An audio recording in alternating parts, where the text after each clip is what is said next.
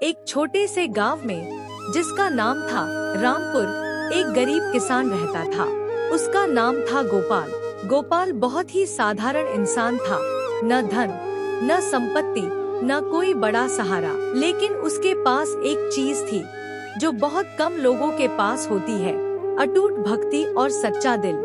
गोपाल हर रोज सुबह जल्दी उठता, अपने छोटे से घर के बाहर बने मिट्टी के मंदिर में दीप जलाता और भगवान का नाम लेकर दिन की शुरुआत करता। उसके मंदिर में कोई बड़ी मूर्ति नहीं थी, बस एक छोटा सा पत्थर था जिसे वह भगवान मानता था। वह पत्थर उसके लिए साक्षात भगवान था।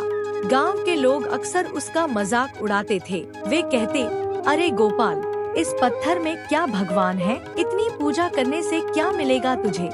लेकिन गोपाल मुस्कुराकर जवाब देता, भगवान पत्थर में नहीं, मेरे विश्वास में है।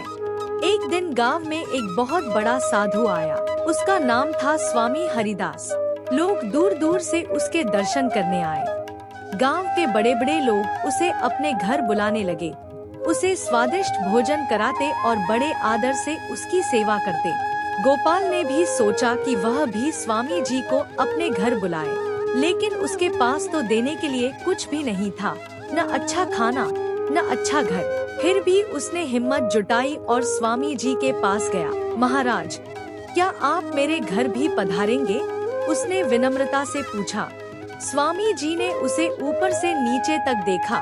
फटे कपड़े, धूल से भरा शरीर, कमजोर हालत। कुछ देर सोचकर बोले, ठीक है, मैं आऊँगा। गोपाल की खुशी का ठिकाना नहीं रहा। वह दौड़ता हुआ घर गया और अपनी पत्नी से बोला, सुनो, आज हमारे घर भगवान के समान संत आ रहे हैं। उसकी पत्नी ने कहा, लेकिन हमारे पास तो कुछ भी नहीं है, हम उनका सत्कार कैसे करेंगे?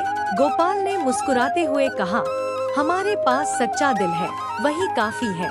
उस दिन उन्होंने जो भी थोड़ा बहुत था, उसी से भोजन तैयार किया, सूखी रोटी और थोड़ा सा नमक। जब स्वामी जी उसके घर आए तो उन्होंने चारों ओर देखा, टूटा फूटा घर, साधारण जीवन। गोपाल ने बड़े प्रेम से उन्हें बैठाया और भोजन परोसा।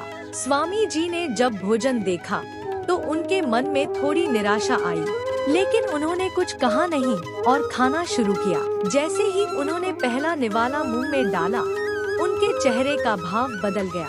उन्हें ऐसा लगा जैसे उन्होंने जीवन का सबसे स्वादिष्ट भोजन खाया हो। उन्होंने आश्चर्य से पूछा, गोपाल, तुमने इसमें क्या मिलाया है?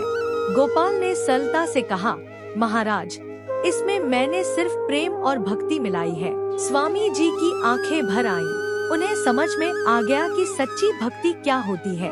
उसी रात स्वामी जी को सपना आया। भगवान स्वयं उनके सामने प्रकट हुए और बोले, हरिदास, आज तुमने जो भोजन किया वह मुझे भी प्राप्त हुआ, क्योंकि वह सच्चे दिल से बनाया गया था। स्वामी जी ने हाथ जोड़कर कहा, प्रभु, मैं समझ गया कि सच्ची भक्ति क्या होती है। अगले दिन स्वामी जी ने पूरे गांव के सामने कहा, इस गांव में अगर किसी की भक्ति सबसे सच्ची है तो वह गोपाल की है।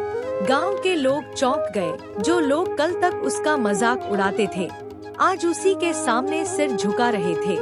एक दिन गांव में भयंकर सूखा पड़ गया। खेत सूख गए, पानी खत्म हो गया, लोग परेशान हो गए। सभी लोग स्वामी जी के पास गए और बोले, महाराज, कृपया भगवान से प्रार्थना करें कि बारिश हो जाए। स्वामी जी ने कहा, मैं नहीं, गोपाल प्रार्थना करेगा, उसकी भक्ति सच्ची है।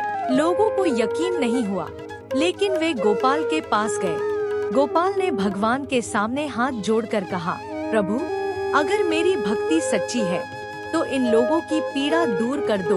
उसने आंखें बंद की और पूरी श्रद्धा से प्रार्थना की। कुछ ही देर में आसमान में बादल छा गए, तेज बारिश शुरू हो गई। पूरा गांव खुश हो गया। अब सभी लोग समझ चुके थे कि सच्ची भक्ति क्या होती है। गोपाल ने कभी अपने लिए कुछ नहीं मांगा, उसने हमेशा दूसरों के लिए प्रार्थना की। धीरे धीरे गांव के लोग भी बदलने लगे। वे अब दिखावे की पूजा छोड़कर सच्चे मन से भगवान को याद करने लगे। गोपाल का जीवन बहुत साधारण था, लेकिन उसकी भक्ति असाधारण थी। एक दिन जब वह पूजा कर रहा था, अचानक मंदिर में एक तेज प्रकाश फैला। गोपाल ने आंखें खोली तो देखा भगवान स्वयं उसके सामने खड़े हैं। भगवान मुस्कुराकर बोले, गोपाल, मैं तुम्हारी भक्ति से बहुत प्रसन्न हूँ। मांगो, क्या चाहते हो? गोपाल ने हाथ जोड़कर कहा, प्रभु, मुझे कुछ नहीं चाहिए, बस इतना आशीर्वाद दीजिए कि मेरा विश्वास हमेशा ऐसा ही बना रहे।